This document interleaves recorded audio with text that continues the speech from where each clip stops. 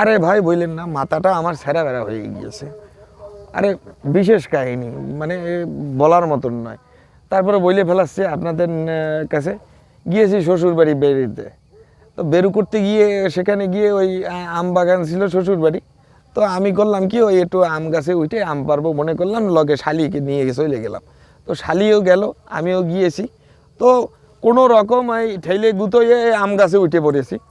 এখন ওই আম পাড়ার জন্য লগি নিয়ে বসে ওই আম গাছে, তো সে সময় আমের সিজন প্রায় শেষ, তো আম গাছে আম ছিল খুব কম।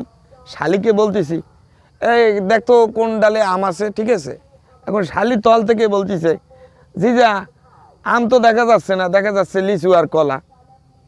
আরে বাড়া, আমি ঠিক মতন না শুনে আবার করছি, এ কি কলি, জিজা ওই আম দেখা যাচ্ছে না, দেখা যাচ্ছে লিচু আর কলা। আমি আর কি কব, কোনো রকম ওখান থেকে দু চারটা আম পেয়ে মোটামুটিভাবে নিচে নেমে এসেছি।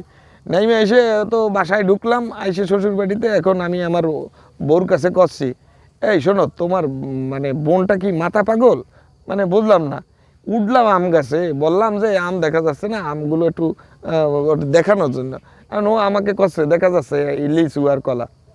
আর সে রীতিমতো বউ এক ঝাড়ি আমারে, বুঝতে পারিছেন তো, ঝাড়ি দিয়ে করছে, তোমার লঙ্গি পরে কে গাছে উঠতে বলেছে, প্যান্ট পরতে পারোনি, মানিজ্যের থাকে বলেন।